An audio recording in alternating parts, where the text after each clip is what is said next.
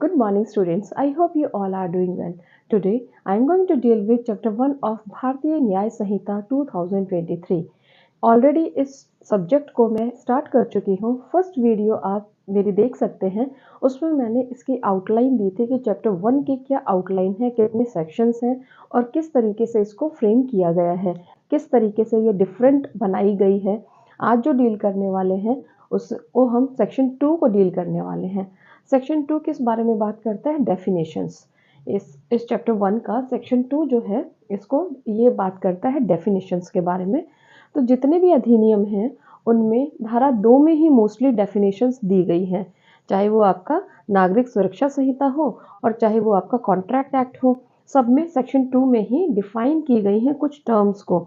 जो टर्म्स जो ये शब्दावली है ये आईपीसी में जो अब भारतीय न्याय संहिता है उसमें यूज़ की गई हैं. तो उनका क्या मीनिंग होगा उनको यहाँ डिफाइन किया है इन्होंने, ताकि जब हम उन सेक्शंस को करेंगे तो ऑलरेडी आपको नॉलेज हो कि डिसऑनेस्टली क्या होता है, डॉक्यूमेंट क्या होता है. तो जब अपराधों के बारे में पढ़ेंगे तो हमें ये शब्दावलियाँ जो है ये टर्म्स हमें काम आएंगी.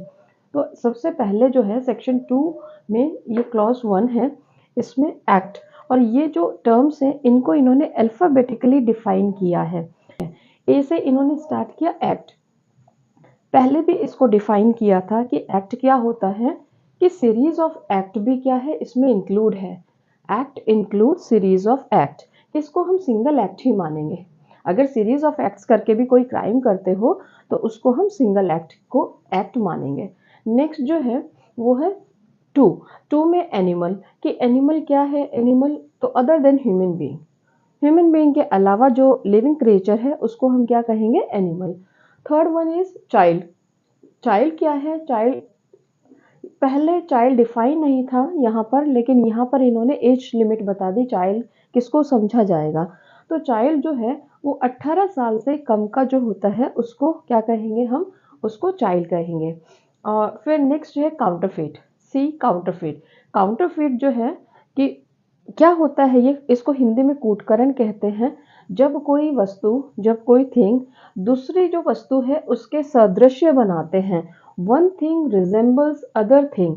उसके रिजेंबलेंस में कोई दूसरी चीज बनाते हैं उसी उसी के अनुरूप एनीवन कैन बी डिसीव्ड. और उस सदृश्य जो हमने चीज बनाई है उससे किसी को भी डिसीव यानी कि प्रवंचना की जा सकती है, धोखा दिया जा सकता है.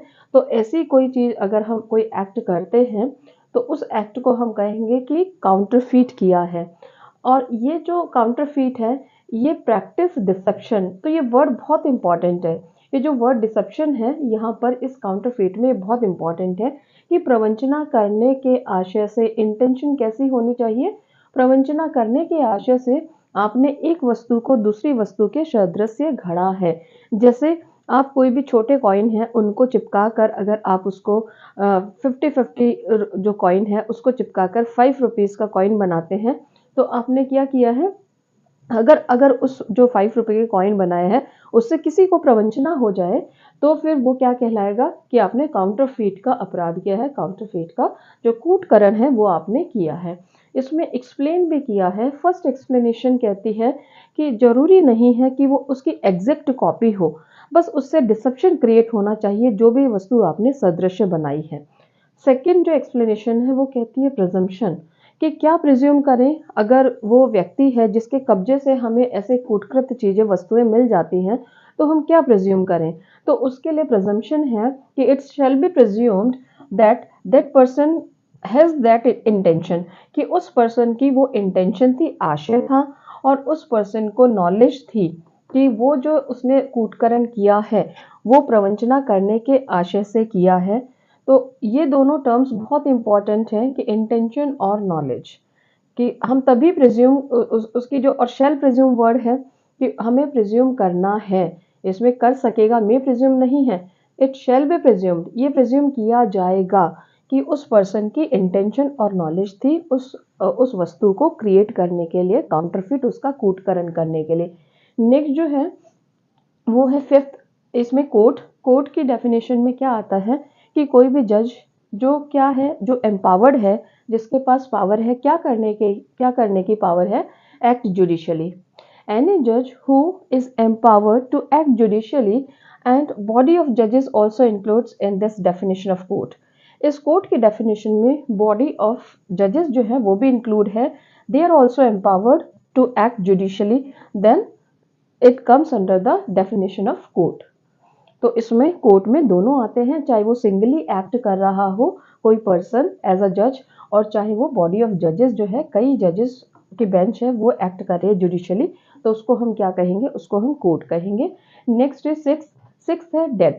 डेथ किसकी, डेथ हमेशा ह्यूमन बीइंग की होगी, क्योंकि एनिमल की किलिंग होती है, लेकिन डेथ जो है वो ह्यूमन बीइंग की होगी, यहाँ डिफाइन कर दिया है. And next word is seventh. Seventh कहता है कि डिसऑनेस्टली. डिसऑनेस्टली क्या है, wrongful gain to one person and wrongful loss to one person. तो this word wrongful is very important. ये जो वर्ड है wrongful, ये यहाँ पर बहुत इंपॉर्टेंट है कि आप गेन कर रहे हो, किसी को कुछ फायदा पहुंचा रहे हो, या फिर आप लॉस क्रिएट कर रहे हो, किसी को कुछ आप नुकसान क्रिएट कर रहे हो, पहुंचा रहे हो, और इस इंटेंशन के साथ कि उसको क्या हो जाए, रॉन्गफुल लॉस हो जाए, या किसी पर्सन को रॉन्गफुल गेन हो जाए, उसे हम कहेंगे कि उसने जो कार्य किया है वो डिसऑनेस्टली किया है, उसने गुड फेथ में वो वर्क नहीं किया है. तो रॉन्गफुल गेन कब होगा, जब किसी से कोई संपत्ति हम उसके पोजेशन से लेकर किसी और पर्सन को, या रॉन्गफुली उसके पोजेशन से लेकर किसी और को दे देते या खुद रख लेते हैं, तो हमने क्या किया, रॉन्गफुल गेन हुआ हमारा, क्योंकि आई एम नॉट इंटाइटल्ड, मैं इंटाइटल्ड नहीं हूँ उस प्रॉपर्टी के लिए. तो जो वो गेन मिला है वो कैसा है, वो रॉन्गफुली लिया है मैंने. और जो पर्सन, जिस पर्सन के कब्जे से जो चीज़ ली गई है, उसको हम कहेंगे कि उसको हमने रॉन्गफुल लॉस क्रिएट कर दिया है.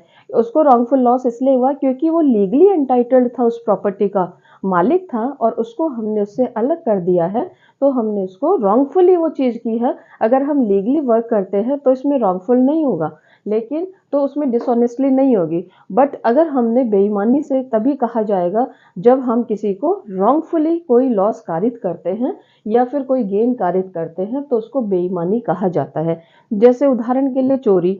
चोरी डिसऑनेस्टली ही होती है, उसमें गुड फेथ नहीं होता है, तभी चोरी कहलाएगी जब आप किसी को रॉन्गफुल लॉस क्रिएट करते हो और खुद को या किसी और को रॉन्गफुल गेन क्रिएट करते हो.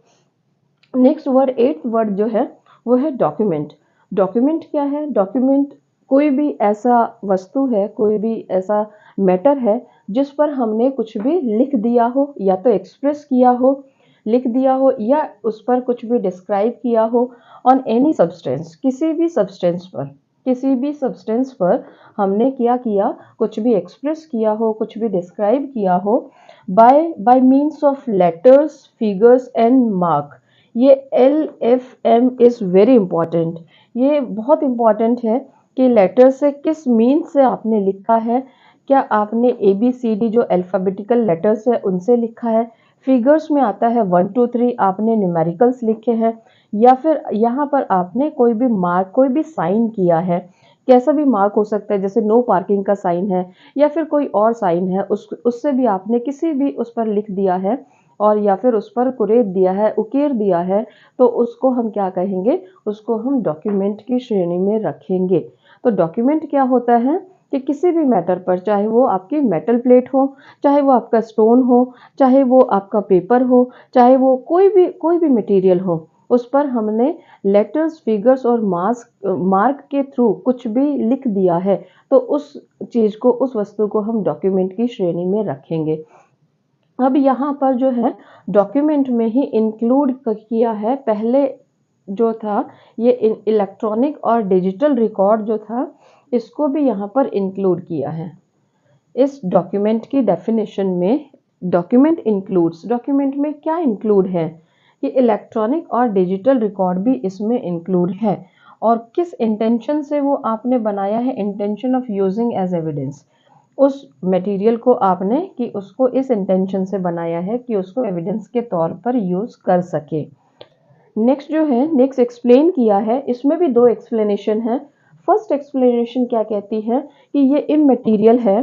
क्या इमटेरियल है कि ये तात्विक नहीं है, कि जो भी ये मटेरियल है या फिर कोई भी कैसा भी हो सकता है, जैसे अभी मैंने आपको एग्जांपल दिया, कुछ भी मटेरियल हो सकता है, वो स्टोन हो सकता है, पेपर हो सकता है, कुछ भी, और या फिर किसी भी मीन्स से उसको लिखा हो, तो वो क्या कहलाएगा, वो डॉक्यूमेंट कहलाएगा। अ, तो ये इमैटेरियल है कि वो जो वस्तु है जिस पर तुमने कुछ भी लिखा है, वो क्या, उसका नेचर क्या है, तो ये इमैटेरियल है।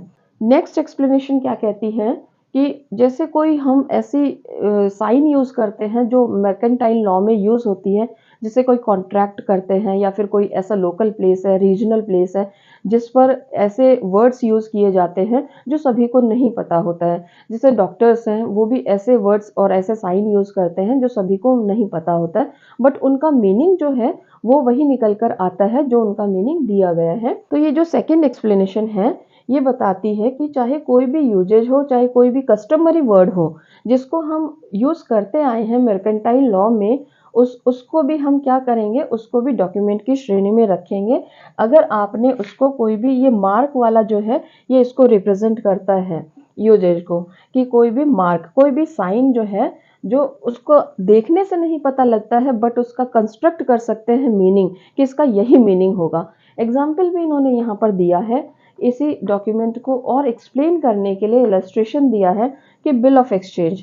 बिल ऑफ एक्सचेंज का जो उदाहरण दिया है कि उसमें भी अगर हम इंडोर्स करते हैं उस बिल ऑफ एक्सचेंज को, इंडोर्समेंट होता है साइन करना, तो उस बिल ऑफ एक्सचेंज को अगर हम साइन करते हैं तो उसका क्या मीनिंग लगाया जाएगा, तो उसका मीनिंग लगाया जाएगा पे टू द होल्डर, कि किसको पे करना है, होल्डर को पे करना है, उसका यही मीनिंग निकलेगा अगर हमने इंडोर्स किया है उस डॉक्यूमेंट को, बिल ऑफ एक्सचेंज को अगर साइन किया है तो। नेक्स्ट जो वर्ड है, नाइन्थ वर्ड है फ्रॉडुलेंटली, कि फ्रॉडुलेंटली क्या होता है, फ्रॉडुलेंटली होता है कि इंटेंशन टू डिफ्रॉड, बस ये सिंपल सी लाइन दी है कि किसी को डिफ्रॉड करने की इंटेंशन से कोई भी कार्य करना फ्रॉडुलेंटली किया है। बट मेन जो इसकी डेफिनेशन है कि फ्रॉड होता क्या है, तो ये हम सेक्शन 17 जो है कॉन्ट्रैक्ट एक्ट, उसमें पढ़ लेंगे, क्योंकि उसमें फ्रॉड को एक्सप्लेन किया गया है कि कुछ भी आप सही को गलत दिखा रहे हो, गलत को सही दिखा रहे हो, फैक्ट्स गलत तरीके से रख रहे हो, तो वो सब किस में आता है, वो सब फ्रॉड में आता है। But intention is very important, कि आपका आशय होना चाहिए किसी को फ्रॉड कारित करने का, तो उसको कहेंगे कि आपने फ्रॉडुलेंटली वो कार्य किया है। तो ये 1 to 9 वर्ड्स जो हैं वो आज इस वीडियो में मैंने एक्सप्लेन कर दिए हैं। नेक्स्ट वीडियो में हम जो बचे हुए वर्ड्स हैं उनको करेंगे, रिमेनिंग वर्ड्स को। तो इनको याद कैसे कर सकते हैं स्टूडेंट्स, अब तो बहुत इजी हो गया है याद करना। इसलिए इजी हो गया है क्योंकि ए जो अल्फ़ाबेट है उससे दो वर्ड हैं, एक्ट और एनिमल। जो नेक्स्ट जो वर्ड है, बी से कोई भी इसमें टर्म नहीं है। सी जो है, सी से तीन वर्ड हैं, चाइल्ड, कोर्ट, काउंटरफीट और कोर्ट। सी से जो है वो तीन वर्ड हैं, तो इससे दो वर्ड हैं ए से। बी से कोई वर्ड नहीं है, सी से 3 वर्ड्स हैं। इनका पेयर बनाकर हम इस तरीके से याद कर सकते हैं, और ये अल्फ़ाबेटिकल ऑर्डर में दिए हैं। और डी से कितने वर्ड्स हैं, 1 2 3, यहाँ डी से भी 3 वर्ड्स हैं। डी से डेथ है, डिसऑनेस्टली है और डॉक्यूमेंट है। और यहाँ जो 9th वर्ड है फ्रॉडुलेंटली, एफ से एक वर्ड है। तो इस तरीके से हम इनका पेयर बनाकर भी इनको याद कर सकते हैं। बहुत इजी है, डेफिनेशंस पुरानी वाली ही हैं, केवल बस उनका ये जो नंबरिंग है ये चेंज हो गया है। आई होप स्टूडेंट्स ये सारे वर्ड्स आपको समझ में आए होंगे। आपको कोई डिफ़िकल्टी होती है आप मेरी क्लासेस ज्वाइन कर सकते हैं। रिमेनिंग वर्ड्स नेक्स्ट वीडियो में मैं एक्सप्लेन करूँगी। तब तक के लिए स्टूडेंट्स बाय।